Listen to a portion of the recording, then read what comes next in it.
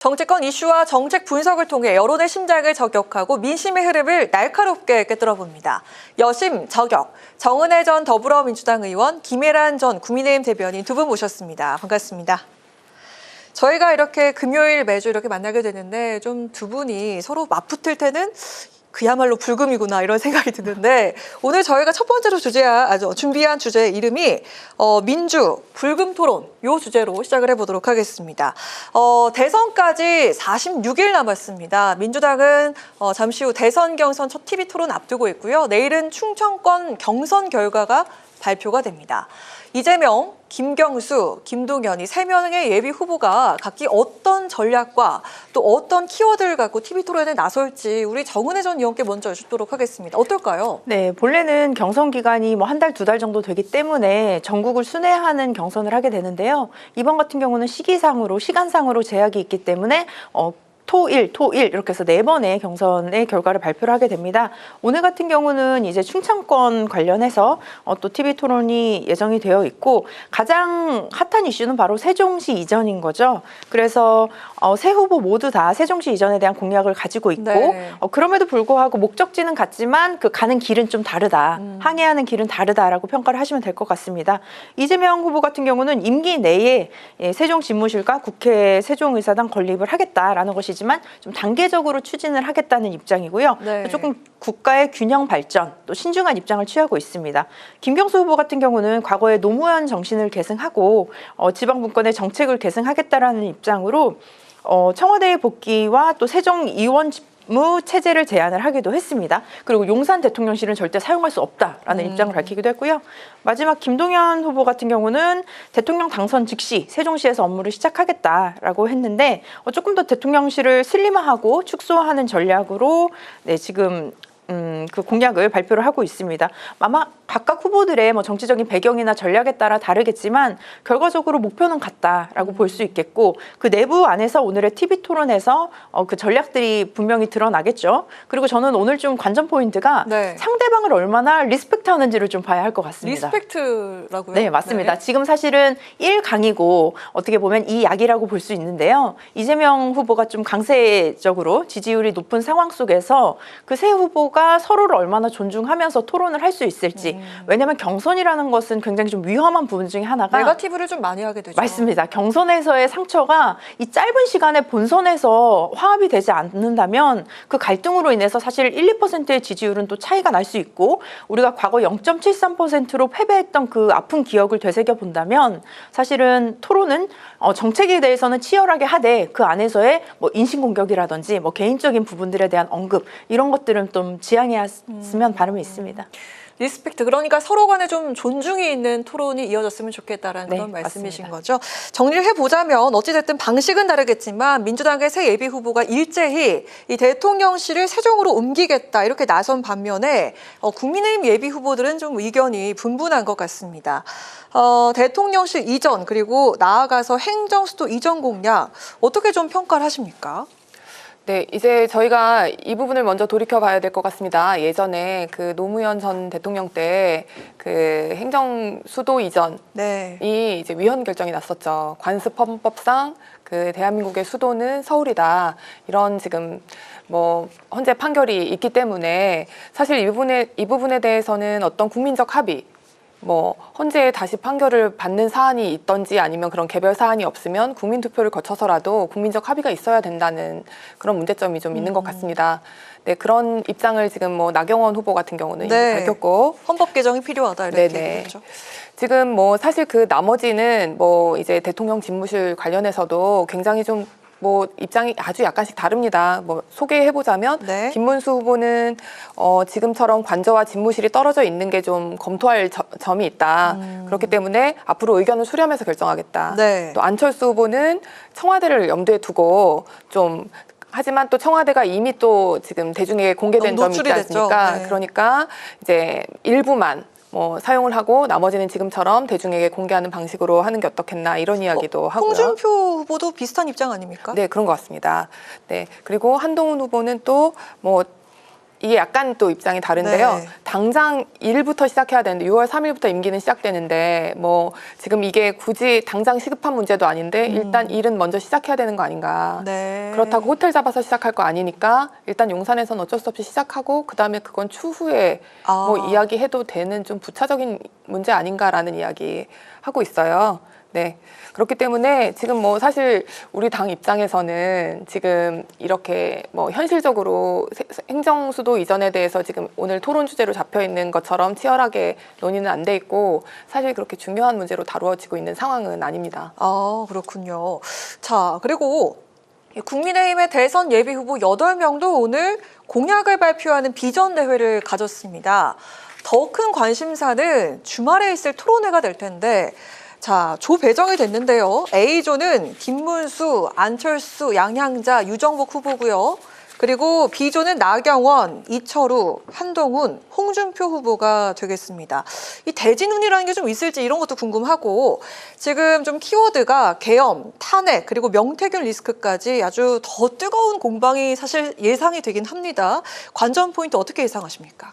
이게 지금 A조, B조가 지금 사실 생각보다 좀 한쪽으로 좀 몰린 느낌입니다. 네, 죽음의 조가 어디라고 생각하십니까? 네, 지금 공히 다 B조가 네. 지금 너무 치열할 것이라고 예상을 하고 있고 그에 비해서 약간 A조 토론이 좀 관심을 좀 덜 끌고 시청률도 좀 안 나오지 않을까 이런 생각 좀 하고 있는 것 같아요.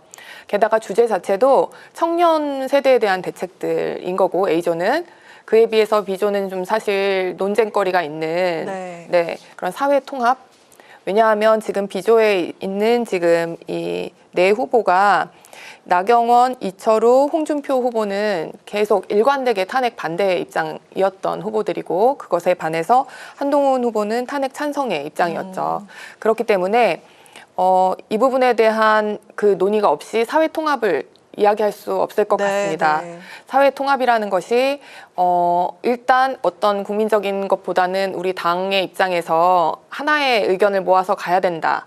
뭐 당을 지키는 방식으로 가야 된다라고 생각하는 것을 통합이라고 말하는 입장이 지금 만약에 있었다고 하면은 또 우리가 배출한 대통령이지만 옳은 것, 그른 것은 잘못됐다고 말하고 나머지 그 다른 의견을 가진 사람들을 옳은 방향으로 설득해서 이루어내는 게 통합이라고 생각하는 입장도 있을 겁니다. 네. 그 부분에 대해서 어느 의견이 더 국민들에게 공감을 받을지에 대해서 치열한 논의가 벌써부터 예상이 되기 때문에 사실은 좀 흥행은 B조가 되지 않을까 싶습니다. 그렇군요. 김일한 전 대변인 발언 들어봤고 우리 정은혜 전 의원 어떻습니까? 민주당이 볼 때 국민의힘 측의 이 토론 어떨 것으로 예상됩니까? 네, 일단은 저는 국민의힘 당의 선거관리위원회가 왜 이렇게 토론을 구성을 했는지는 좀 잘 이해가 되진 않습니다. 저도 당의 이제 선거관리위원회를 많이 맡아봐서 네. 이런 절차들을 알고 있는데 일단 8명의 후보를 국민 여러분들께서 저는 각각의 개인 후보를 360도 관찰할 수 있는 기회를 여러분들께 제공을 해야 된다고 봅니다. 그럼에도 불구하고 지금 조를 4명씩 나눴기 때문에 아까 제가 앞서 언급드린 리스펙트라는 측면에서 서로를 얼마나 배려하고 토론하는지 그 태도를 볼 수가 없고요. 그리고 두 번째로는 지금 주제를 나눴습니다. 사실 저는 같은 주제에 대해서 같이 8명의 후보가 얘기를 해야 저희가 비교가 가능한데 네. A조는 청년 미래, B조는 사회통합이라고 한다면 사실 전혀 다른 분야에서 토론을 하게 됩니다. 그렇다면 국민 여러분이 뭘 보고 판단을 하실 수 있을까요? 이것은 저는 유권자의 관점에서 토론이 이게 기획되지 않았다라는 입장이 되고요. 네. 특히 A조 같은 경우는 이제 뭐 김문수, 안철수, 양향자, 유정복 모두가 청년 미래인데 네 후보의 지금 공약을 보면 전부 다 뭐 기업 친화적인 정책, 뭐 IT 산업이라든지 과학기술 뭐 그런 분야에 대해서 토론을 하게 됩니다. 그렇다면 좀 확장되지 못하는 그런 주제들인데요. 국민의힘에도 전 좋지 않을 거라고 보여지고요. 두 번째로는 B조죠. 나경원, 이철우, 한동훈, 홍준표 후보인데 이제 교육 관련이라든지 뭐 공정성, 법치에 관한 부분에 대해서 얘기를 할 건데 이 부분에도 얼마나 정책적인 차이점을 보일 수 있을지 네. 사실 국민들이 기억하시는 것은 굉장히 세부적이고 디테일한 정책들이 아니라 대통령 후보라고 하면 그랜드 비전을 제시를 해야 되는 거죠. 그렇다면 교육에 있어서도 그런 부분, 또 미래 경제에 대해 있어서도 그런 부분을 제시해야 되는데 짧은 시간 안에 이 정해진 주제를 가지고 굉장히 좀 좁은 영역에 있어서의 토론이 가능할 것인가. 그래서 관전 포인트는 제가 한 3가지로 생각을 해봤는데요. 네. 국민의힘 같은 경우는 첫 번째로 이제 보수 결집입니다. 얼마나 보수층을 결집시킬 수 있을지 이거는 아마 그 8분의 후보가 모두 다 보수적인 정책을 내놓으시겠죠. 그리고 두 번째로는 중도층 공략입니다. 지금은 보수층만으로는 표의 확장성이 없기 때문에 그 중도를 어떻게 가져올 수 있는가, 무당층을 어떻게 가져올 수 있는가.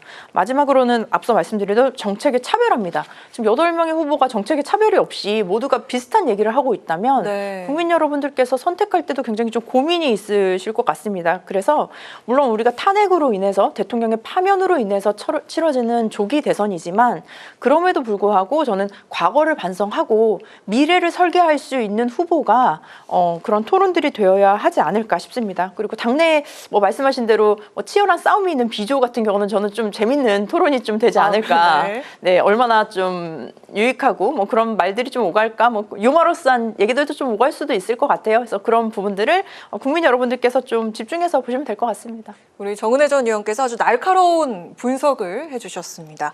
자, 다음 주제로 넘어가 보도록 하겠습니다. 어제 윤 어게인 신당 창당 기자회견이 예고됐다가 보류가 된 일이 있었습니다. 윤 전 대통령이 만류를 했다 이런 이야기가 있는데요. 이후 국민의힘 내에서 윤 전 대통령의 탈당을 요구하면서 이른바 윤 손절론까지 높아지고 있습니다. 이 윤 어게인 이게 단순한 해프닝으로 끝날까요? 아니면 또 다른 움직임으로 점차 이어지게 될까요? 어떻게 보십니까? 네, 근데 이제 오늘 단독 기사로 SBS에서 그 윤 어게인의 창당에 대해서 윤 대통령께서 그 탄핵 심판 당일에 허락한 바가 있었다라는 기사가 나왔습니다. 즉 이제 탄핵 심판 변호인단이 그 인용 결정한 다음에 대통령과 이제 만찬을 했는데 그 자리에서 일부 변호사가 신당 창당에 대한 이야기를 꺼냈고 그에 대해서 윤 대통령이 그걸 허락하는 취지의 얘기를 했고 창당에 나서 보라 이렇게 말을 했다라는 이야기가 지금 전해졌어요. 네. 그렇기 때문에 사실은 이게 맨 처음에 윤 대통령과 전혀 상관없이 그 탄핵 심판의 그 변호인단 중 일부 변호사들이 지금 이걸 창당을 한다고 그 처음에 의견을 밝혔을 때 다들 믿지 않았습니다. 그 방금 전까지 윤 대통령의 탄핵 심판 를 뭐 담당해왔던 변호인단이 윤 대통령과 전혀 상관없이 아무런 의사를 묻지 않고 윤 어게인이라는 당을 창당을 한다는 것 자체가 사실은 상식에 맞지 않는데 그럼에도 불구하고 뭐 전혀 뭐 어떤 협의도 없었다 이렇게 했다가 또 다음 날 또 분명히 허락받고 했다 이런 식으로 이야기가 되는 게 사실 국민들이 우리 지금 당내 우리의 경선 우리 당의 대선 후보 경선에 지금 관심을 갖고 이렇게 해야 될 시기에 굉장히 주의를 흐트러뜨리고 굉장히 김을 빼는 일이라고 생각을 합니다. 네. 지금 뭐 외부에서 뭐 한덕수 뭐 후보를 추대한다는 이야기도 나오고 또 윤 대통령의 뭔가 이 허락하에 또 윤 대통령이 입당을 하던 안 하던 어쨌든 그 뜻을 따르겠다라는 어떤 당을 또 창당한다는 이야기가 자꾸 나오고 이런 것 자체가 지금 우리 당이 이기겠다는 자꾸 이렇게 의지를 자꾸 꺾는 그런 효과가 있을 것 같아서 굉장히 우려스럽고 앞으로라도 지금 이 당분간 펼쳐질 우리 당의 이 경선에 뭐 쉽게 말해서 흥행이 될 수 있도록 국민적으로 좀 관심을 가질 수 있고 또 이 후보들의 면면이 좀 드러날 수 있도록 그렇게 진행되었으면 하는 바람입니다. 당 측에서도 그 윤 대통령 관련 신당 창당은 좀 현실화되기 어렵다 이렇게 선을 좀 그은 것 같더라고요. 민주당 측이 볼 때는 어떻습니까? 네, 저는 윤 어게인 깜짝 놀랐습니다. 그래서 제가 그 기사를 잘못 봤나 싶을 정도로 제 눈을 의심할 정도의 그런 내용이었고요. 저는 사실 뭐 윤 노땡큐다 뭐 이런 얘기를 좀 드리고 싶은데요. 지금 있었던 일은 단순히 저는 그냥 웃어넘길 수 있는 해프닝은 아니라고 생각합니다. 헌법을 파괴했고요. 정말 군합발로 국회를 짓밟고 국민들을 정말 위험에 빠뜨리려고 했던 너무나 위험한 그 내란이 라는 사건이 있었고 지금도 그 형사재판은 진행 중입니다. 이런 사건에서 정당을 만들겠다? 이것은 저는 그리고 또 창당을 보류하겠다고 했는데 네. 보류가 아니라 이건 백지화를 해야죠. 이것은 저는 뭐 지지율이라든지 그런 문제가 아니라 헌법을 경시한 그 어떻게 보면 그런 정당에 있어서 그런 대통령에 있어서 국민 자체가 만신창이가 될 수밖에 없는 국민의 마음도 상처를 받을 수밖에 없는 상황이라고 보여집니다. 그렇기 때문에 이 부분에 있어서는 더불어민주당에서는 가장 중요한 것, 무너진 헌정 질서를 다시 잡고 정당 정치, 그리고 다시 정치가 회복될 수 있도록 노력을 하는 것에 더 집중을 하려고 합니다. 그리고 저는 그렇습니다. 지금 대통령이 지금 탄핵을 당함으로써 정치적인 공백, 권력의 공백 구조가 생겼는데, 이 공백을 어떻게 보면 그 변호인이라는 분들이 본인의 사리사욕을 채우기 위해서 그렇게 창당을 시도했던 것이 아닌가라는 좀 의심이 들 수밖에 없는데요. 아마 이것은 지금 김혜란 대변인님께서도 말씀하셨듯이 내부에서도 분명히 저는 압박과 압력이 있을 거라고 보여집니다. 그래서 결과적으로 앞서 말씀드린 대로 해프닝으로는 볼 수 없다. 그리고 백지화가 정답이다. 그리고 앞으로의 정치적인 불안감을 더 유도하지 않도록 저는 이것은 정말 없었던 일이 되어야 한다고 봅니다. 네, 자 그리고 행보가 주목받고 있는 또 다른 인물, 앞서 우리 그 김혜란 전 대변인께서 잠깐 언급하셨던 그 인물인데요, 한덕수 권한대행입니다. 헌재가 재판관 지명 효력 정지를 결정하면서 한덕수 대망론에도 제동이 걸렸다, 이런 분석이 있고요. 이것도 오히려 이를 계기로 정치인 한덕수의 주가가 더 높아질 거다, 이런 시각도 있습니다. 앞으로 이 한 권한대행의 행보를 우리 김혜란 전 대변인께서 어떻게 좀 예상하시는지 이번에도 좀 먼저 들어보도록 하겠습니다. 지금 자신 있게 했었던 지금 그 재판관에 대한 그 권한 대행으로서의 재판관 지명 행위가 사실 문제가 있어서 지금 가처분을 받아들여지는 지금 그런 결정이 났는데 정치인으로서의 주가가 올라간다, 이거는 사실 어불성설인 것 같습니다. 사실 타격을 입을 수밖에 없죠. 지금 사실은 그 어떤 진영에서 원하는, 그러니까 한덕수 대행의 본인의 의사가 아니라고 추정되는 어떤 그런 지명을 했을 때 사실은 이거 자체가 굉장히 정치적인 행위로 보여졌던 게 사실입니다. 그런데 그것에 대해서 헌법재판소가 바로 이제 제동을 걸었던 것입니다. 이 부분에 대해서 그 주된 이유는 지금 그 법적인 법적인 이 자격이 있는지 없는지가 지금 확정이 되지 않은 상태에서 네네. 임명이 이루어졌을 경우 나중에 그 재판관들이 했던 그 심판의 결정에도 영향을 줄 수 있기 때문에 지금 이것은 가처분을 받아들여서 지명의 효력을 없게 해야 된다라고 하는 건데, 이 과정에서 지금 사실 한덕수 권한대행 측에서 했었던 그 이유가 사실 좀 구차합니다.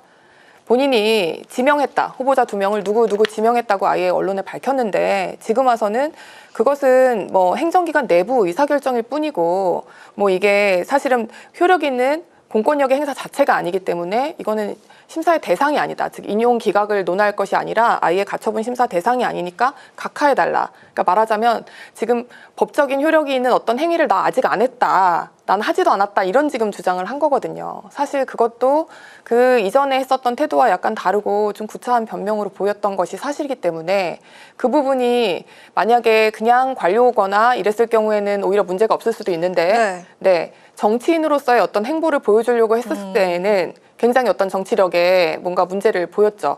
지금 좀 타격이 있을 거라고 생각합니다. 네, 그리고 민주당 측에서는 이 한덕수 대행이 대권 행보를 이어가는 거 아닌가, 이런 생각을 하더라고요. 왜 그 광주 자동차 회사도 방문했고 울산의 조선소도 방문했고, 이런 행보 민주당 측에서 어떻게 보고 있습니까? 네, 지금 그 한덕수 권한대행 같은 경우는 본인이 지금 대통령이 파면을 당하고 임시로 권한을 대행하는 위치에 있습니다. 하지만 자신의 위치를 정확하게 파악하지 못하고 있다라는 생각이 듭니다.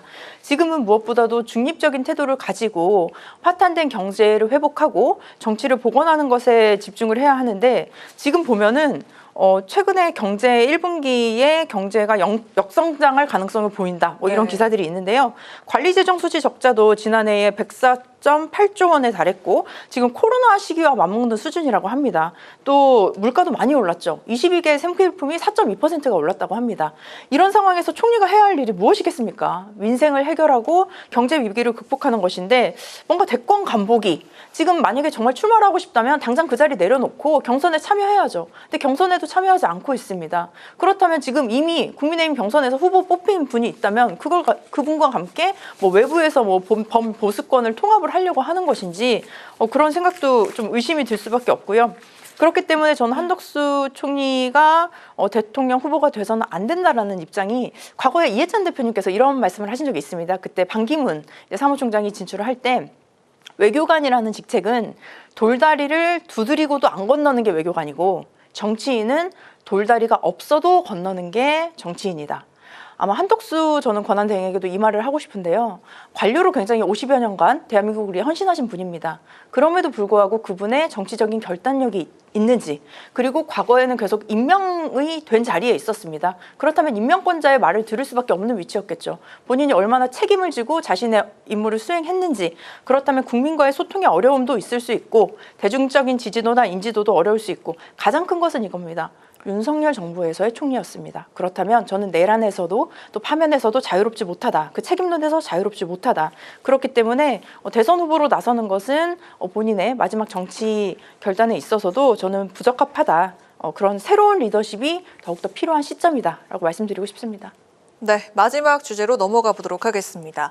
문재인 정부가 집값 통계를 102번 조작했다라는 감사원의 발표를 놓고 공방이 재점화되고 있습니다. 먼저 이번엔 정은혜 전 의원께 발언 기회 드리겠습니다. 권성동 원내대표가 대선에서 반드시 승리해서 이재명 세력의 범죄 은폐를 막겠다. 자, 이런 식으로 공세를 펴고 있는 상황인데 네. 이에 대한 좀 발언을 들어보도록 할까요? 저는 좀 상황이 제가 좀 네. 잘 이해가 안 되는데 문재인 정부 때 집값 통계가 조작이 됐다. 근데 결론은 또 기승전 이재명 대표 뭐 이런 식으로 넘어가는 것 같습니다. 근데 102번이 조작됐다라는 거에 실체를 보면 기존의 통계 수치를 보완하거나 내부 기준을 정리하는 과정에서 이루어진 수정이나 보완입니다. 예를 들면 4월에 갑자기 날씨가 더워져서 뭐 반팔로 바꿔 입었다. 이거를 우리가 기후 조작이다. 뭐 이렇게 말하는 거랑 같다고 볼 수 있는데요. 요즘 날씨도 굉장히 좀 널뛰기를 하고 있죠. 그렇기 때문에 이 부분은 대선을 지금 우리가 한 40여일 앞둔 상황에서 뭔가 정치적인 의도가 분명히 있는 것이 아닌가. 우리가 약간 시계추 정치라고 하는데요. 시계추가 한쪽이 이렇게 왼쪽으로 쏠리면 반작용에 의해서 오른쪽으로 가는 것처럼 뭔가 지지율이 흔들리는 쪽에 좀 자극적인 이슈를 꺼내서 그런 정치 반동을 유도하는 것이 아닌가라는 생각이 듭니다. 그래서 지금 중요한 것은 지금 대선에서 윤석열 대통령의 그 내란, 그리고 거기에 대한 우리가 사법적인 판단, 이런 것들이 주요한 선거의 이슈가 될 수밖에 없죠. 지금 또 형사재판을 앞두고 있고, 물론 지금 비공개로 다 진행이 되고 있어서 만약에 공개로 진행이 되었다면 국민 여러분들께서 그 실체를 실시간으로 보셨을 텐데 아마도 뭐 법원에서의 어떤 판단이 있었겠죠. 비공개로 진행되고 있는 상황에서 그런 이슈들이 좀 묻히고 있으니 이 사이에 더불어민주당에게 불리한 어떤 이슈들을 내므로 인해서 정치적인 의도를 가지는 선동을 하는 것이 아닌가, 이런 생각이 드는데 지금 정책과 비전을 제시할 때입니다. 네, 김일한 전 대변인. 네, 이것을 뭔가 정치적인 선동이다 이렇게 말하면 안 될 것 같고 국민들의 알 권리 차원에서 접근을 해야 할 것 같습니다. 통계를 102번 조작했다. 이거 자체가 정말 국민들의 눈을 가리고 귀를 막은 행위죠. 사실 아까 말씀하셨던 그 예는 맞지 않습니다. 지금 집값이 예를 들면 막 52%가 올랐다고 나와 있는데 11%밖에 안 올랐다라고 조작한 것, 이런 것들은 그 예와는 전혀 차원을 달리하는 겁니다. 이런 숫자를 속이고. 네. 사실 그때 저는 이 숫자는 정확하게 몰랐지만 그 시절을 살았던 사람으로서 이게 11%밖에 안 올랐다는 건 말이 안 되는 거예요. 평균적으로 그때 52%가 올랐는데 정말 국민들이 체감하기로는 정말 2배, 3배 오른 지역이 많았습니다. 네. 그러니까 아마 정말 시골 지역까지 싹 합쳐가지고 전체적으로 통계는 52%였을 텐데 그 정확한 통계가 52%였다고 하더라도 정말 가만히 앉아서 날벼락 맞은 것처럼 집값이 2배, 3배 이렇게 오른 게 허다했어요. 그렇게 지금 국민들이 바보가 아닌데 눈으로 다 보고 지금 당장 이사를 갈 계획이었던 사람들, 이제 결혼을 해서 집을 얻어야 되는 그런 국민들이 다, 신혼부부들이 다 발을 동동 구르고 있는데 11%밖에 안 올랐다, 이런 통계가 나왔을 때 정말 분노했던 기억이 납니다. 근데 그것에 대해서 그때 우린 모두 알았지만 그것이 수사가 이루어지고 기소가 이루어지고 그 다음에 재판이 올 때까지 그렇게 오랜 시간이 걸리는 겁니다. 지금 사실 우리는 이게 몇 년이 지났기 때문에 다 잊어서 그렇지, 사실은 국민들은 지금에서라도 그때 어떤 일이 일어났는지를 알아야 되는 겁니다. 그게 저는 사실 또 대선 전국에 필요한 정보라고 생각해요. 전 정권에서 이렇게 그 국가기관, 행정기관이 이런 식으로 조작할 수 있었다, 통계를. 심지어 이 집값뿐만이 아니라 소득주도 성장에 관해서도 계속 뭔가 조작이 있었습니다. 네. 알겠습니다. 오늘 이렇게 마무리해 보도록 하겠습니다. 두 분의 열띤 발언 덕분에 오늘 여심저격도 불금으로 끝나는 것 같습니다. 오늘도 고맙습니다. 지금까지 정은혜 전 더불어민주당 의원, 김혜란 전 국민의힘 대변인과 함께한 여심저격 시간이었습니다. 두 분 고맙습니다.